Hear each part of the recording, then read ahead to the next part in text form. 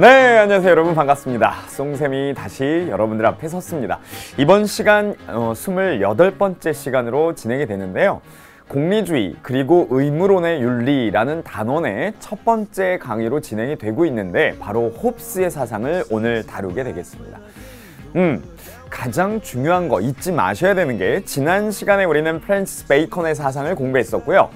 이 사상들이 바로 근대성이라는 것과 연관이 된다라는 걸 선생님이 강조를 하고 있었습니다. 근대라는 것이 우리 철학사에서 또 윤리학사에서 아주 중요한 시기라는 거죠. 그러면 근대 이후에 등장한 현대 철학까지도 이 근대성의 영향이라는 거에 끝자락에 있기 때문에, 지금 우리가 공부하는 근대 철학들을 잘 이해하시는 것이 시험에 또 잘 나오는 현대 철학에 대한 이해도 함께 할 수 있는 부분이기도 하고요.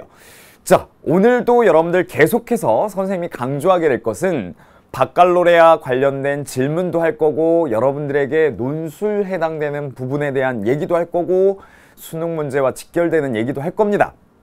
잊지 마셔야 되는 건 바로 근대적인 의미에서의 홉스의 철학은 어떤 특징이 있느냐, 이걸 이해하는 게 중요하겠죠. 자, 지난 시간에 프랜시스 베이컨을 공부하면서 근대적인 가치의 출발, 그리고 과학이라는 걸 통해서 새로운 시대를 열 수 있었다라고 주장한 이 베이컨의 사상의 특징들을 정리했었습니다. 기억나시나요? 그럼 이번 시간에 홉스는 우리가 어떤 것들을 중심으로 다뤄야 되는지 바로 교재 132페이지를 펼쳐 놓으시고요. 이것만은 꼭을 제시하면서 출발해 보도록 하겠습니다. 자, 그러면 이번 시간 가장 여러분들이 중심으로 이해해야 될 내용, 바로 홉스의 국가의 개념과 사회계약설의 특징입니다. 근데 선생님이 국가라는 의미 앞에다가 근대적인 국가라고 표현을 해놨죠. 요걸 이해하시는 게 중요합니다. 그 다음 홉스의 사회계약설의 특징을 아주 이게 어렵게 출제가 될 수도 있거든요. 왕권신수설과 사회계약설의 차이는 무엇이냐라는 것도 다뤄질 수 있겠고요. 참고로 말씀드리면 2015년 수능에 바로 14번 문제가 출제가 되는데요. 갑은 홉스를 주고 을은 롤스를 줬습니다. 그러면 홉스와 롤스 사이에 어떤 연관성이 있을까요? 공통점이 있을까요? 이런 것들을 여러분들이 이해하는 게 중요하다는 거죠. 결론부터 말씀드리면, 이제 단독으로 홉스만 출제하기보단 홉스와 롤스의 공통점들을 엮어내면서 이 사회계약설과 공통적인 롤스 사상의 특징은 어디에서 나오냐, 이런 것까지 묻고 있거든요. 이 둘은 사회계약설을 기반으로 하고 있다는 게 아주 공통점이죠. 그런 부분까지 선생님이 손수 준비한 이 기출문제를 가지고 또 한번 정리하면서 우리가 마무리를 해볼 겁니다. 자, 그러면 곧바로 오늘 선생님이 준비한 자료 보시면서 출발해 보도록 하죠. 자, 제가 인터넷 검색창에요, 어떤 키워드를 넣었더니 사진이 이런 식으로 검색이 됐습니다. 그 키워드가 뭘까요? 대답을 한번 해보실까요? 네, 뭐 대한민국 국기도 나오고 있고요. 지구촌, 그죠? 그 다음에 최지우 씨는 왜 나왔을까요? 최지우 씨가 우리나라 국가대표 홍보위원입니다. 그래서 어떻게 홍보를 하냐? 미소로. 그래서 미소가 아름다운 국가대표로 뽑혔나봐요. 그 다음에 각 국기들도 보이고 있습니다. 국가인권위원회도 보이고 있네요. 우리나라는 역시 남북한이라는 나라가 체제가 다르고 대치를 하고 있기 때문에 정전이 아닌 건 거죠. 우리는 지금 휴전 상태인 거잖아요. 국가 대 국가의 체제가 또 다르고요. 이런 것들이 검색이 됐네요. 어떤 키워드? 그렇습니다. 바로 국가를 입력했을 때 이런 사진들이 나왔다라는 거죠. 선생님이 왜 이 얘기로 홉스를 출발하는지 아시겠어요? 이제 눈치를 좀 채실 수 있을까요? 지금 우리가 살고 있는 대한민국, 그리고 우리가 지금 세계 전도와 세계 지도에서 확인하고 있는 각 국가들, 이런 것들이 언제 출발했냐 이거예요. 그리고 그 국가라는 개념이 바로 사회계약설과 어떻게 연결이 되냐라는 거죠. 결론부터 말씀드리면, 사회계약설을 배우고 홉스의 사상을 배워야 되는 이유는 바로 근대적인 의미의 국가의 출범이 바로 이 홉스의 사회계약설과 연관이 된다라는 거죠. 우리가 지금 살고 있는 이 대한민국과 같은 근대적인 의미의 국가를 nation state라고 표현을 합니다. 국민국가라고 표현을 하죠. 혹은 민족국가라고 표현하기도 합니다. 그러면 국가라는 개념이 뭐냐? 자, 국가는요, 이렇게 정의를 내리는데요. 일정한 영토와 거기에 사는 사람들로 구성되며 주권에 의한 하나의 통치 조직을 가지고 있는 사회 집단을 국가라고 표현합니다. 그러면 국가를 구성하는 요소 중에 가장 필요한 것들 다 다뤄지고 있죠. 예를 들면 일정한 영토, 공간이 있어야 되네요. 구성원, 국민들이 있어야 되겠죠. 주권이 있어야 됩니다. 그리고 조직이 있어야 된다. 정부체가 있어야 된다. 그래서 그렇게 모여있는 집단을 국가라고 표현한다. 그러면 우리 대한민국도 마찬가지잖아요. 그죠? 우리가 너무나 사랑하는 이 대한민국이라는 나라도 네이션 스테이트라고 표현을 할 수 있는 거죠. 그런데 이 네이션 스테이트라는 게 만들어지는 시기가 바로 홉스를 우리가 다뤄야 되는 그 근대의 출발점이고, 그때 네이션 스테이트가 빌딩된다, 만들어졌다라고 사회과학에서 표현을 하죠. 그래서 단지 홉스의 사회계약설, 만인에 대한 만인의 투쟁 상태, 요것만 외우셔서는 안 되고요. 문제가 아주 고차원적으로 출제가 되고 있다는 거예요. 그러면 여러분들이 어떤 것을 이해하셔야 되냐? 국가에 대한 개념, 그리고 그 국가라는 것은 우리에게 어떤 의미인지, 이런 것들을 이해하는 게 굉장히 중요한 건 거죠. 자, 다음 자료 한번 같이 보실까요? 선생님이 준비한 이 자료가 우리가 오늘 공부하게 될 바로 근대의 출발점 상에서의 유럽의 모습을 보이고 있습니다. 그리고 역시 영국 태생이었던 홉스가 몸담고 있던 영국과 유럽을 우리가 표현하고 있어요.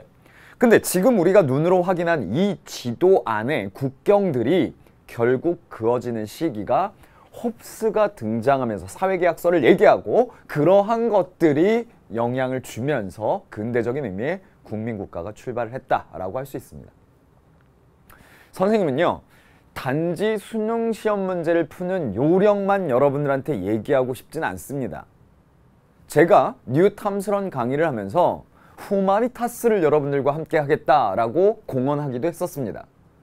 여러분들은 저와 함께 바칼로레아 문제들을 가지고 진정으로 고민해보자 라는 얘기도 주고받았었죠.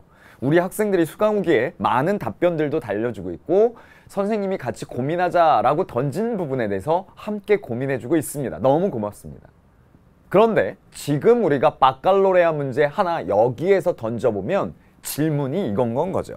자, 국가란 무엇입니까? 제가 실제로 학교에서 학생들한테 수행평가로 1년 동안 저와 함께 동양 철학, 서양 철학, 사회사상, 인간관 이런 것들을 공부하고 나서 5가지의 주제를 쓰라라고 해요. 그 중에 첫 번째가 바로 인간의 본질에 대해서 고민해보고 1년 동안 고민하고 난 결과를 써봐라. 왜? 인간의 본질이 우리 윤리학에서 가장 중요한 출발점이고 핵심이니까요. 두 번째는요, 바로 국가 권력의 한계는 어디까지인가 써봐라. 질문 아주 간단하죠? 이게 바로 바칼로레아 문제예요. 바칼로레아는 프랑스의 입학시험이기도 하면서 졸업시험이기도 한 거죠. 본인이 인문학을 공부하겠다라고 했을 땐 이 철학 분과에 있는 바칼로레아 시험을 잘 봐야 되는데, 질문은 아주 간단해요. 국가 권력의 한계는 어디까지인가?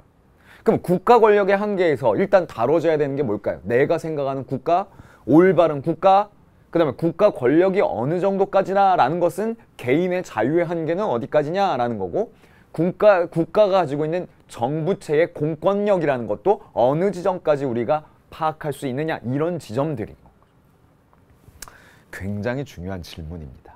왜요? 우리 윤리교과뿐만이 아니라 사회교과, 그리고 중고등학교의 모든 교과가 지향하고 있는 건 민주시민의 양성이에요. 그럼 여러분들이 이런 것들을 고등학교 때부터 고민해보고, 국가가 무엇이며 과연 그 국가 안에서 나의 자유는 어디까지이고 국가의 공권력은 어느 정도까지 인정을 받을 수 있는지 이론적으로 뒷받침해서 얘기할 수 있으면 굉장히 좋다라는 거죠. 그래서 국가는 언제 만들어졌을까? 왜 만들었을까? 어떤 도움이 있었길래? 이런 질문들이 계속 이어지게 되는 겁니다. 좋은 국가란 어떤 국가이며 국가의 앞으로의 전망은 어떠냐? 어떤 학자는 앞으로의 이런 경계선이 그어져 있는 네이션 스테이트라는 개념은 없어지게 될 것이다. 앞으로 계속해서 세계화가 진행되다 보면 이 한 국가의 지점에 어떤 기업의 이름이 들어가는 국가가 만들어지지 않을까라고까지 예상하는 분도 있습니다. 그러면 이제 대한민국이란 나라는 없어지고 한 지역에 기업 국가가 만들어지는 거죠. 뭐 그런 것들이 상상이 되시나요?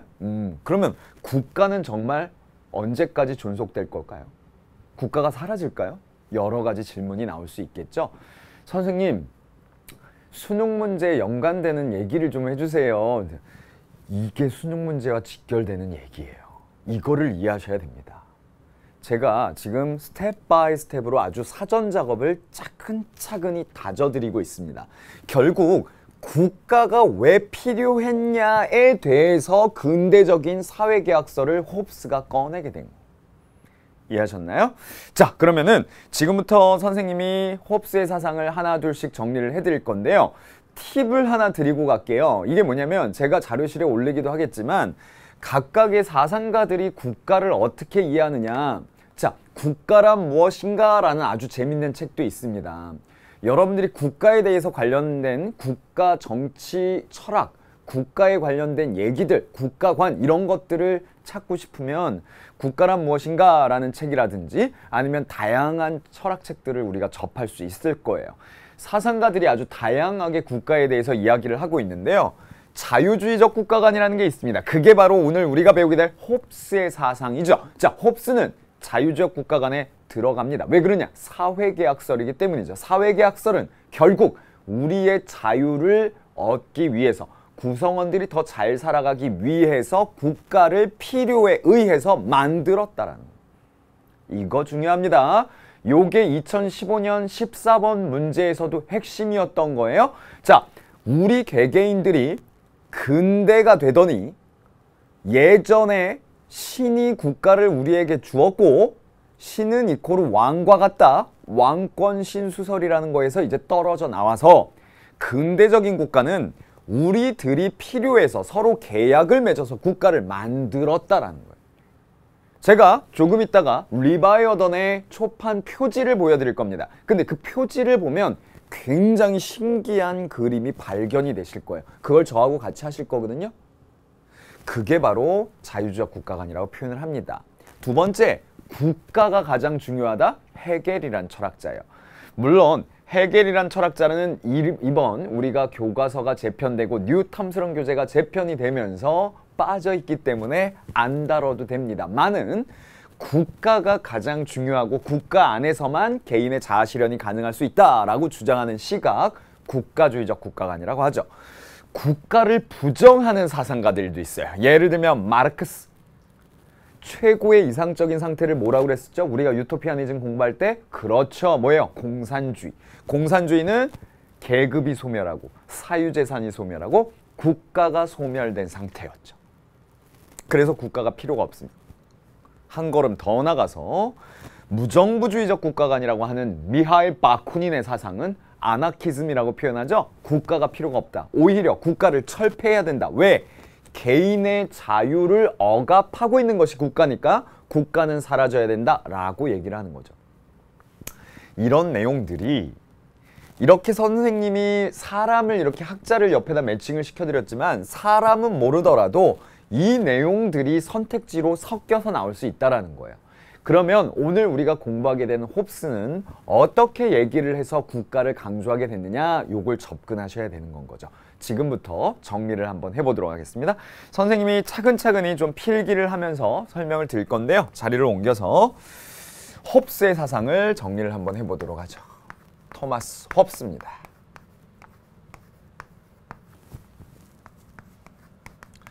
자, 홉스의 사상의 1번 가장 먼저 우리가 얘기해야 되는 건 역시 홉스를 이해하기 위해서 근대적인 의미의 국가를 이해하는 게 중요하다. 그래서 근대의 국민국가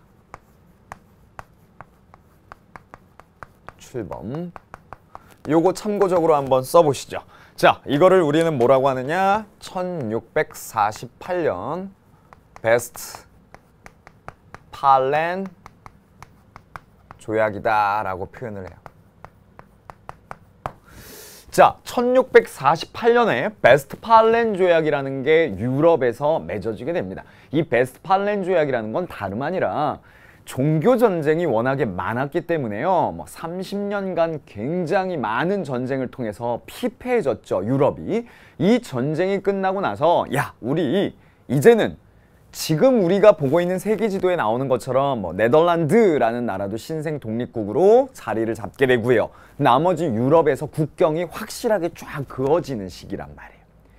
우리가 알고 있는 이 근대적인 의미의 국민국가를 아까 얘기한 대로 nation states라고 표현을 하는데, 이 nation states라고 표현할 때 이 nation이라는 표현이 아까 세 가지의 의미 정도로 해석이 될 수가 있어요. 첫 번째, 국민이란 뜻입니다.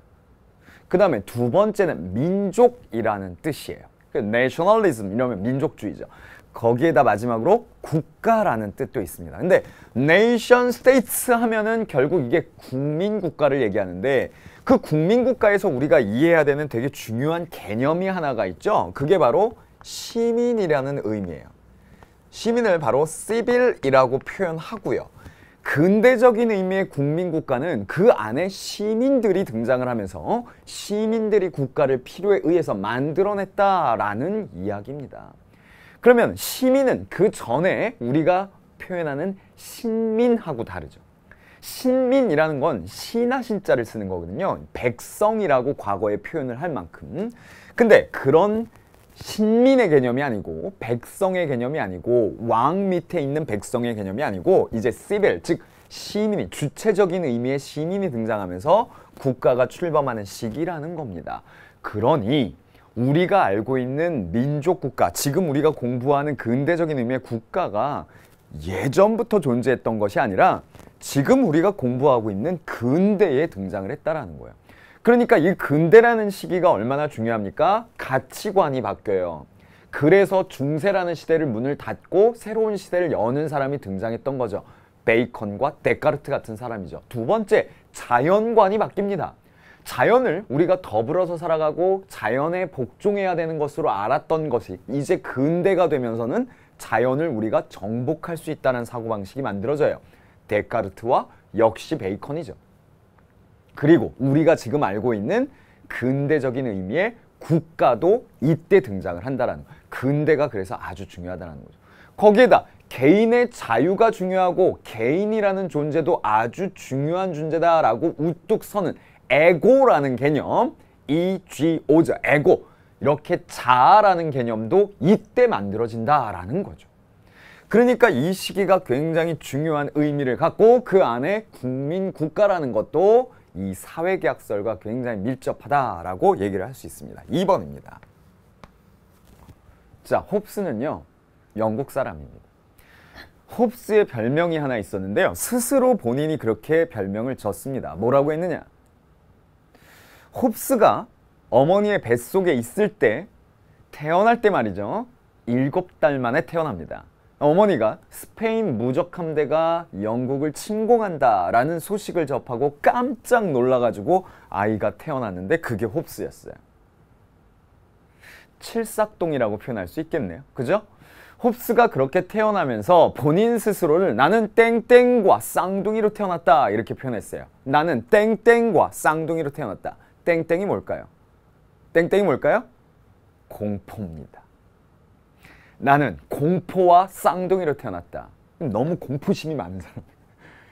엄마가 놀래가지고 조산을 했으니까 홉스 자체가 그 시대를 목도하면서 본인의 눈에 영국이란 나라는 공포스러운 나라인 거예요. 왜 그러느냐? 혼란스러워서. 그래서 홉스가 이야기한 자연 상태를 이해하는 게 굉장히 중요하다. 자, 이제 홉스의 사상에 구체적으로 들어가서 자연 상태가 등장하는데요. 이 자연 상태는 제가 아래에다 살짝 써드릴게요. 바로 가상에 설정된 상태입니다. 이 가상에 설정된 상태를요, 바로 사회계약설론자들은 다 기반으로 설명을 합니다. 무슨 말이냐? 사회계약설이 등장할 수 있는 이유는 본인들이 설정한 자연 상태에 대한 해석에서 출발하는 거죠. 첫 번째 등장했던 토마스 홉스도 그렇고요. 그 중간에 존 로크라는 학자와 마지막 장자크 루소까지도 다 마찬가지로 사회계약설론자들은 자연상태를 설정합니다. 자, 아래다가 참고적으로 잠깐 적어볼까요? 토마스 홉스, 그 다음에 존 로크. 자, 로크는 다음 시간에 제가 잠깐 언급을 할 거고요. 그 다음에 자크 루소.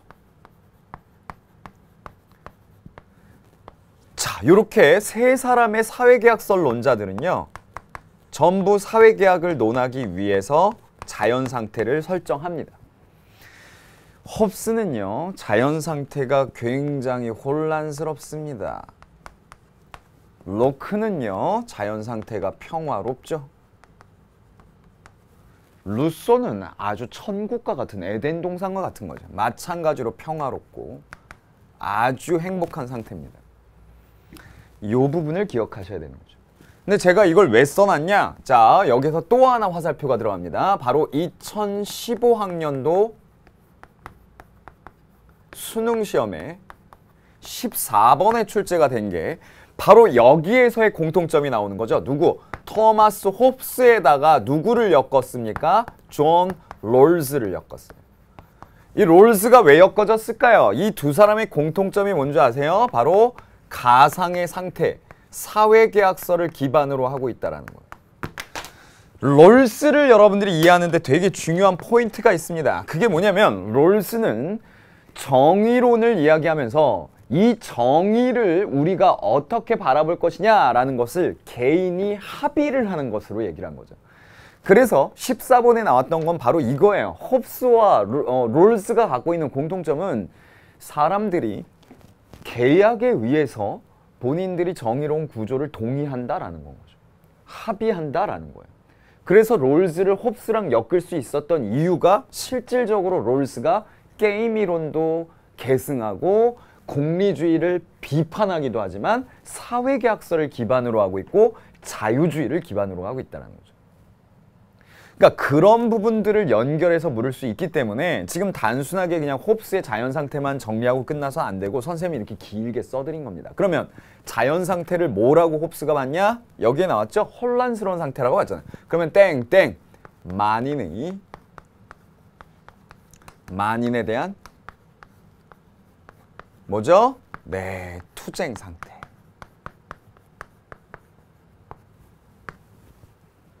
이 원저에 보면 bellum omnium contra omnes 이렇게 나오거든요. bellum omnium contra omnes, 즉 모든 사람이 다른 사람에 대해서 저항을 하고 있는, 투쟁하고 있는 그 상태다라는 거예요.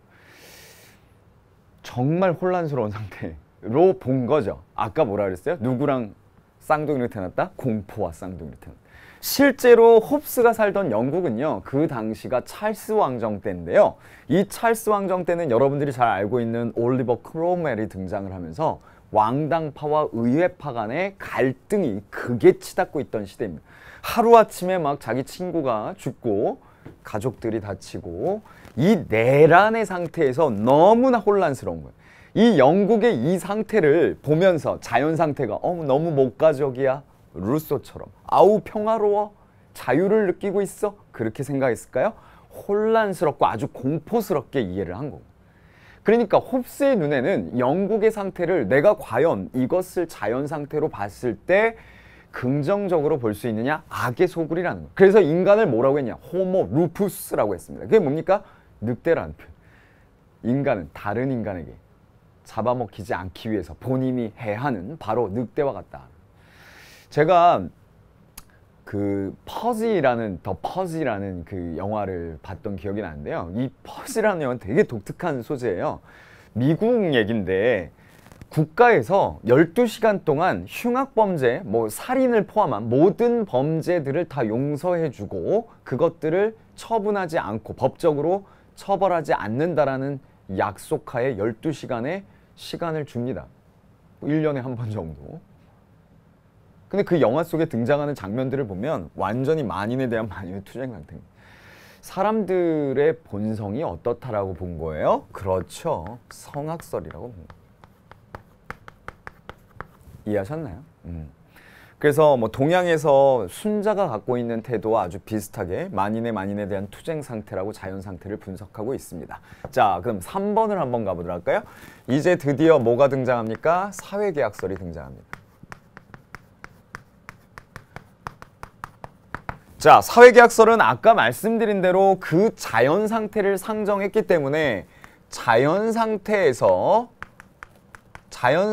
혼란스러우니까 그저 혼란을 타개하기 위해서, 즉 평화를 도모하기 위해서 자연 상태에서 뭐 국가가 이루어져야 된다라는 거예요. 근데 국가를 만드는 원천은 어디에서 나온다? 사회계약설에서 나온다.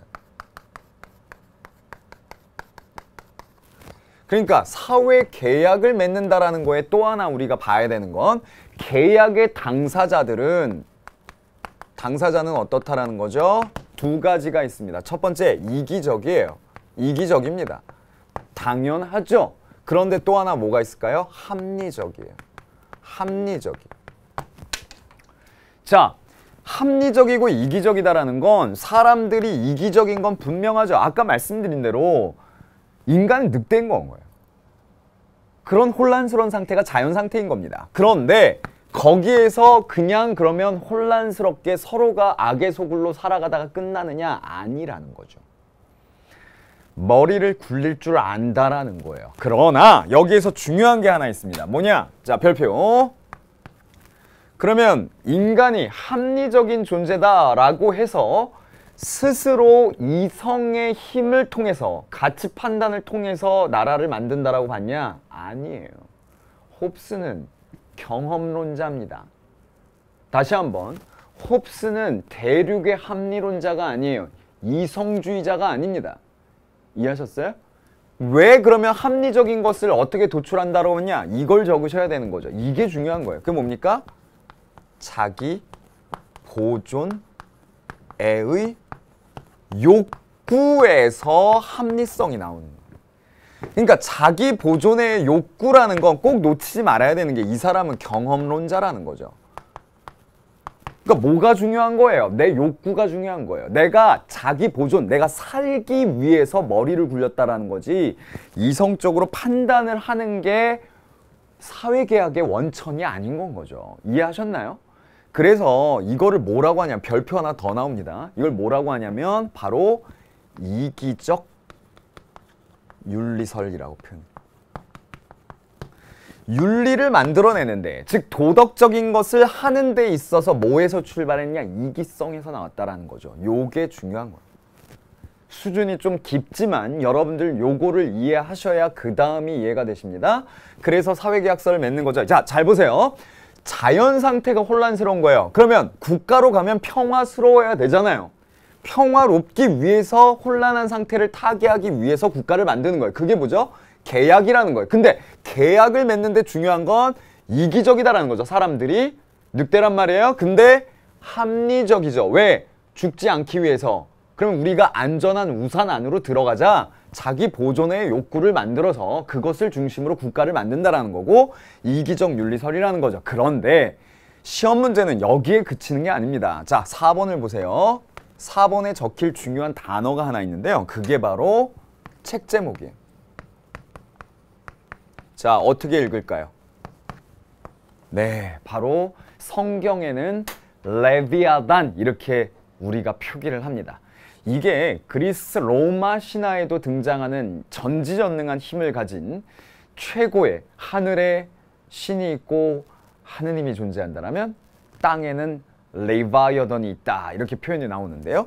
또 성경의 욥기 편에도 7번째 줄에 쭉 내려와 보면 누가 레비아단을 막을 수가 있겠는가 이런 표현이 나옵니다. 상상의 동물로 그려지는데요. 입은 악어처럼 단단하고 그리고 몸통은 용처럼 이렇게 돼 있는 것으로 비유가 됩니다. 전지전능한 악마의 이름을 바로 리바이어던이라고 한 거죠. 근데 리바이어던을 선생님이 왜 썼을까요? 자, 홉스가 내린 결론은 사회계약을 통해서 국가를 만들고 이 혼란의 상태를 타개하는 것인데 리바이어던이란 책의 핵심은 뭐냐면 절대군 주제란 말이에요. 절대군 주제. 혹은 절대 왕정이라고 해도 되죠. 여기에서의 핵심은 뭐냐? 리바이어던은 강력한 정부의 힘을 강조하고 있어요. 그 강력한 정부를 리바이어던이라고 했고, 리바이어던의 책을 읽어보면 2부부터 등장하는 표현이 코먼웰스, 그래서 이제 표현이 쭉 나옵니다. 그러한 리바이어던이 힘이 있을 만큼이나 강력한 정부여야 된다라는 건 어디에서 나왔을까요?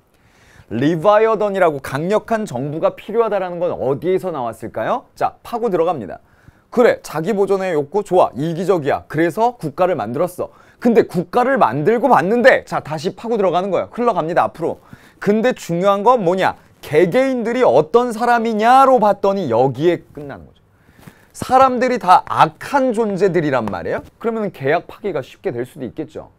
이기적이란 말이에요. 늑대란 말이죠. 그러면 어떻게 됩니까? 이 악한 인간들에게 어떻게 하면 흔들리지 않는 국가를 줄 수 있을까? 물론 본인들이 필요해서 만들었지만, 그래서 결론이 다시 가는 거죠. 다시 갑니다. 어디로 갑니까?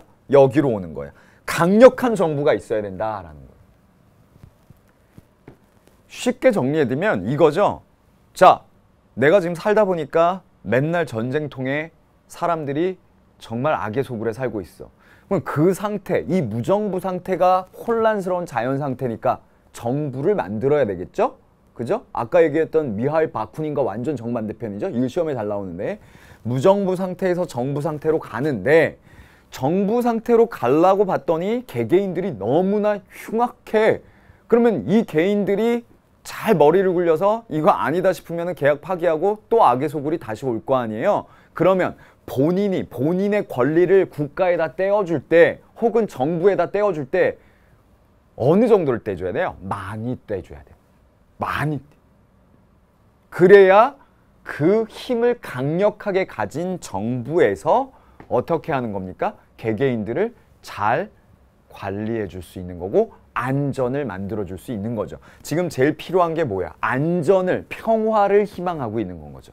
그래서 안전과 평화라는 걸 갖고 올 수 있는 가장 중요한 것은 강력한 정부여야 된다라는 거예요. 자, 선생님이 시험에 아주 잘 나오는 문장 하나 써드릴까요? 리바이어던을 통해서 홉스가 국민이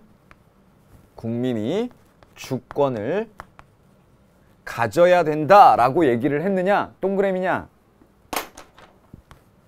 절대 아니죠. 주권은 누구에게 있어요? 주권은 절대 군주에게, 강력한 정부에게 있는. 그런데요, 5번이 정리가 됩니다. 이 5번은요, 직접적으로 이 사람이 아주 보수적인 시각도 갖고 있었지만, 보수적, 그 다음에 진보주의자라고 불러요.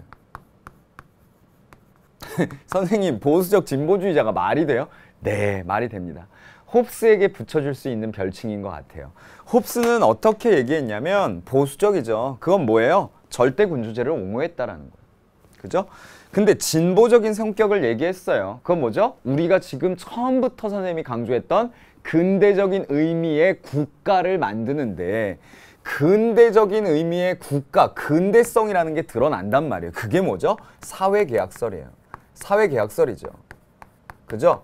그리고요, 이 사회계약설이라는 거 아까 뭐라고 그랬어요? 이기적이고 합리적인 개개인들이 필요에 의해서 국가를 만들었다라는 거잖아요. 그 만드는 것 때문에 이것이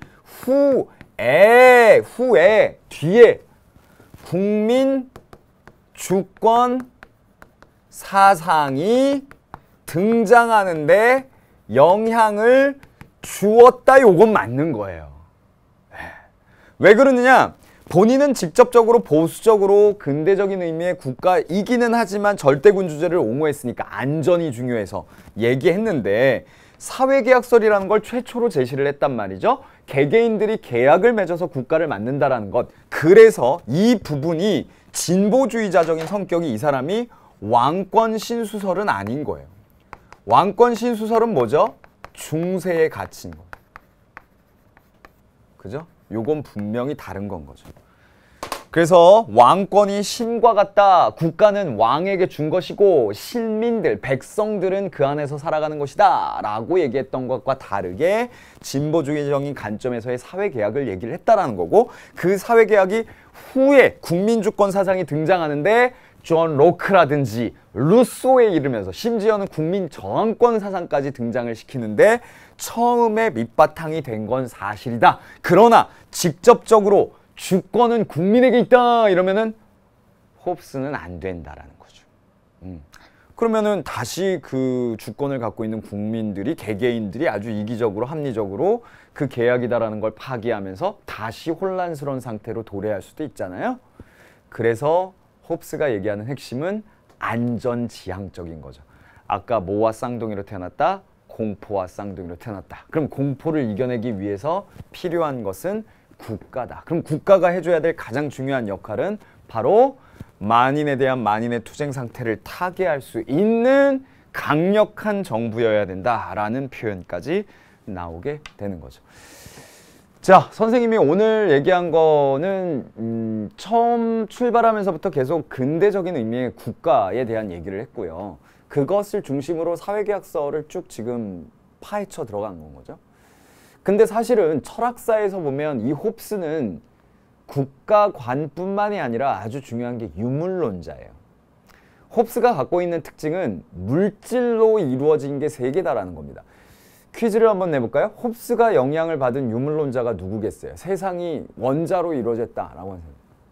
데모크리토스, 에피크로스 이런 사람들의 영향을 받은 거죠. 왜 선생님이 웨스턴 필라소피 트리를 올려놨잖아요, 자료실에. 거기 아래 보면은 소피스트부터 출발해가지고 이렇게 흘러가는 게 홉스는 영국의 경험론자니까 그 앞에 에피크로스나 뭐 자연 철학자들 이런 부분에서 영향을 받은 거거든요. 실제로 사람을 뭐라고 봤냐면 살과 피로 이루어진 기계와 같다, 화학작용을 하는, 이렇게 본 거예요. 이런 걸 이제 사람도 물질로 보고 세상도 물질로 본다 이렇게 보거든요. 그래서 사실은 홉스를 철학 시간에 공부를 제대로 하면 이제 홉스는 국가도 중요하지만 홉스의 인간관이나 세계관 자체를 봤을 때는 기계론이라고 표현을 하죠. 기계론. 사람이 이제 역시 기계와 같이 세상을 이해할 수 있다. 그래서 그 부분도 제가 지금 정리를 해드리면서 잠깐 언급을 하겠지만 지금까지 설명드린 것들을 한번 우리가 마무리를 해보도록 하죠. 자, 준비된 자료, 자료실에 올려놓을 겁니다. 여러분들이 잘 오려가지고 일책 단권화를 잘 시키시면 될 것 같아요. 보시죠. 자연 상태는 만인에 대한 투쟁 상태입니다. 벨룸 옴니움 꼼트라 옴네스. 그죠? 사회계약서를 주장했어요. 합리적 대상자, 그리고 평등하다라는 거. 이거 정말 제가 잘 써먹는 함정인데 얘기할까요? 아, 이 방송 우리 학교 학생들이 보면 안 되는데. 여기에다 살짝 섞어서 이렇게 하면 돼요. 자연 상태에서 인간은 합리적 대상자이며 불평등한 존재로서, 이렇게 나오면 틀리죠. 자연 상태에서 인간은 다 평등한 거예요. 다 평등한 상태인 겁니다. 사회계약서를 주장하는 사람들은 자연 상태에서 인간이 불평등하다라는 게 아니고 다 똑같은 조건이다라고 얘기를 합니다. 윤리적 이기주의라고 그랬죠. 이기적 윤리설이라고 아까 선생님 써놨습니다. 윤리적 이기주의라는 건 뭐냐면 각 개체 자신의 이익을 위해서, 이 이익이 뭐예요? 아까 얘기한 대로 자기 보존의 욕구 충족이에요. 자기 보존의 욕구 충족. 지키기 위해 도덕적인 행위를 한다. 절대군 주제를 옹호해서 리바이어던 형광펜을 딱 칠해주셨네요. 자, 그 다음에 계몽된 권위주의자다. 아까 선생님 써놓은 대로 진보적 보수주의자인 거죠. 진보적인 성격은 사회계약서를 얘기했다라는 거고, 보수주의적 성격은 절대 왕권을 직접적으로 옹호했기 때문에. 다시 한번 정리할까요? 직접적으로 절대 왕정을 옹호했고 그 다음에 후에 국민주권 사상에 영향을 주었다라는 건 바로 사회계약서를 최초로 제시를 했던 근대적인 의미의 국가의 출범을 알리는 학자이기 때문이죠. 다리를 양쪽에 걸치고 있는 사람인 거예요. 분명히 근대적인 시각으로 사회계약서를 얘기를 했지만 한쪽 발은 또 그렇죠. 어쩔 수 없이 안전 희구적인 그 안전한 우산을 중시하기 때문에 한쪽 발은 보수주의적인 입장에다가 발을 걸치고 있는 상태입니다.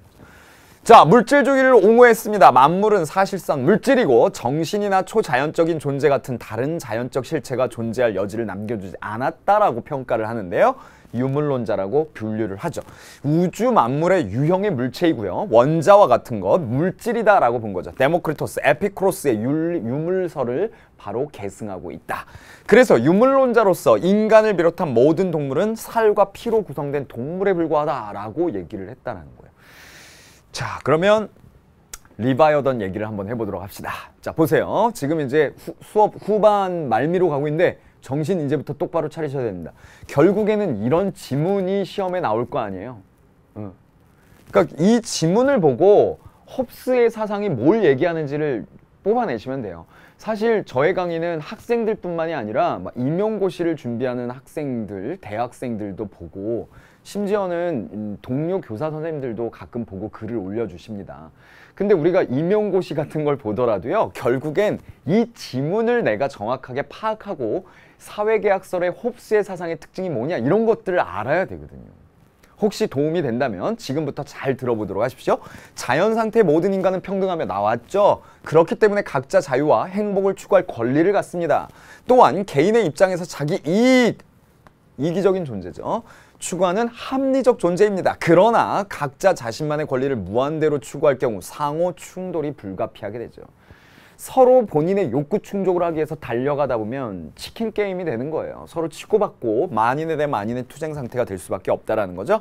그래서 각자가 어떻게 하게 됐느냐? 영원히 평화를 유지시킬 유일한 방법을 찾게 되는데 그것이 국가다라는 거예요. 근데 국가는 개개인들이 계약을 통해서 맺는다라는 거죠.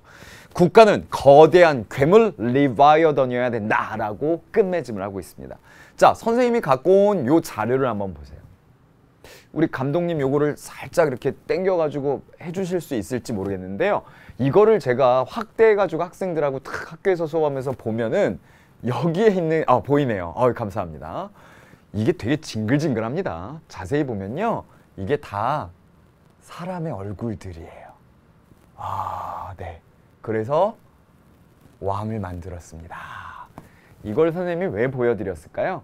이게 바로 리바이어던 초판 표지입니다. 이걸 홉스가 직접 그렸다라는 설도 있고 뭐 친구가 의뢰를 해가지고 홉스가 친구한테 그려달라고 부탁을 했다라는 설도 있는데 하여간 이 그림 안에 다른 것들도 굉장히 의미심장한데요. 지금 제가 확대해서 여러분들 보시라고 했던 이 몸만 정확하게 기억하고 계시면 돼요. 학생들이 막 징그러워요 이러거든요. 그 기분을 꼭 기억하십시오. 뭐냐?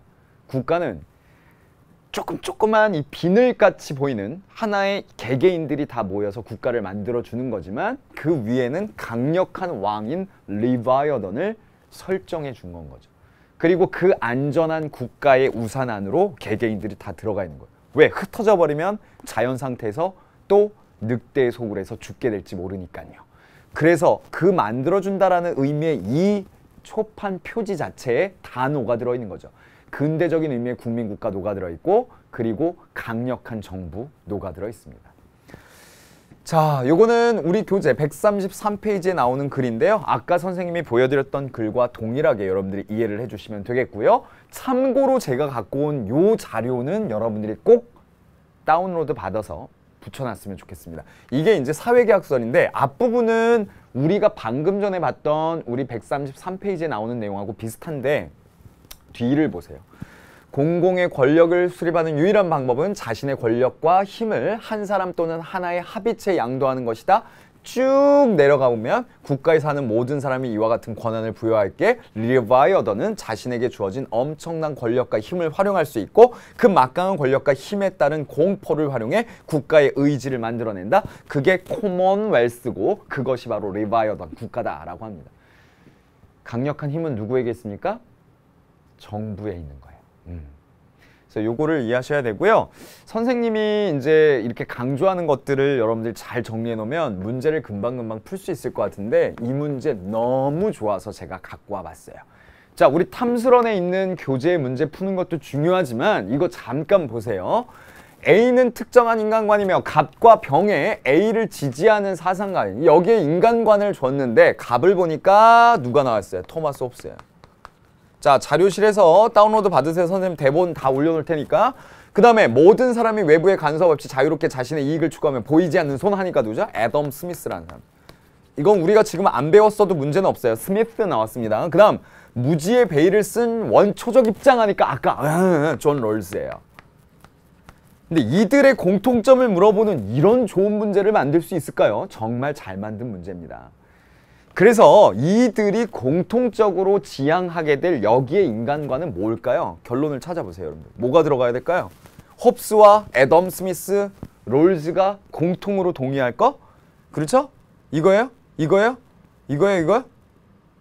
그렇죠. 정답은 4번이 정답이 돼야 되는 거예요. 왜냐? 자, 이기적인 인간이라고 기본적으로 얘기하지만 합리적으로 행동할 수 있다는 걸 기반으로 하고 있죠. 왜 그러느냐? 자, 위를 보니까 이기적이지만 살기 위해서 국가를 만들고, 물론 자기 보존의 욕구를 충족하기 위해서, 그 다음에 이기적이지만 경제를 잘 발전시키기 위해서 동의하고, 이기적이지만 서로가 정의로운 구조에 합의하고, 그래서 정의로운 원칙을 만들 수 있는 존재다라는 게 기본적인 조건이에요. 너무 문제가 좋은 거예요. 이런 문제들이 아주 고급스럽고 꼭 물어볼 핵심을 물어본 거기도 하고요. 자, 그러면은 남은 시간은 우리 교재에 있는 문제를 한번 풀어봐야 될 것 같아요. 가장 간단한 문제가 홉스에 해당이 되더라고요. 제가 남은 시간 충실하게 문제를 한번 풀어봐 드리겠습니다. 138페이지의 기본 문제입니다. 자연 상태에서의 만인에 대한 투쟁 상태이다. 누굽니까? 홉스. 주권은 군주가 아닌 국민에게 있다. 안 된다고 그랬잖아요. 아, 요거 중요합니다. 누가 힘이 있다? 예, 절대 군주가. 그래서 리바이어던. 자연 상태의 삶이 가장 행복한 삶이다? 안 된다고 그랬죠. 혼란스러운데. 인간은 근본적으로 이타적인 존재다? 이기적인 존재라고 그랬잖아요. 인간의 선한 본성은 사회생활을 통해서 악해진다? 선하게 태어난다? 성악설이라고 그랬죠. 도덕규범은 인간이 위험에 있을 때 자신을 방어하기 위해 만들어낸 전략이다. 이게 뭐예요? 자기 보존의 욕구, 이기적 윤리설, 윤리적 이기주의, 이렇게 표현을 할 수도 있겠죠. 그래서 결국엔 이기성을 충족하기 위해 도덕적인 행위를 한다라고 하는 거니까 정답은 5번을 고르시면 되겠고요. 그 다음 문제 한 번 더 풀어봐 드릴까요? 자, 심화 문제로 한번 가볼게요. 자연 상태에서 인간은 필연적으로 고립되고 만인에 대한 만인의 투쟁 상태 나왔죠. 그러면 홉스임을 우리가 알 수 있겠네요. 그러면 홉스가 얘기한 걸 정리를 한번 해봤을 때, 도덕은 신에 의해 주어지거나 인간 사회의 본래적인 것입니까? 안 되죠. 왜? 도덕은 내가 보존을 하기 위해서 만들어내고 그것을 하는 주체도 나고 신이 준 거예요? 아니죠. 두 번째입니다. 도덕규범은 인간이 본래 갖고 있는 것이 아니라 자신을 방어하기 위해. 그렇죠. 아까 문제랑 동일하잖아요. 정념에서 벗어나 이성을 통해 세상이 인과적으로 결정돼 있을 때. 아니에요. 이건 누구냐? 우리가 다음 시간에 배우게 될 스피노자 같은 이성주의자들이 합리적으로 세상을 이해해야 된다. 이성을 통해서 이런 주장을 하는 문장이죠. 자, 네 번째, 행위의 직접적인 동기를 제공하는 도덕적 신념들은 절대적인 도덕 법칙을 준수하는 것. 이건 누구냐? 임마누엘 칸트의 사상이고요. 홉스는 경험론자입니다. 그러니까 요 문제도 답이 될 수가 없겠고요. 그러니까 요것만 골라야 되니까 정답은 갑이 되는 거예요.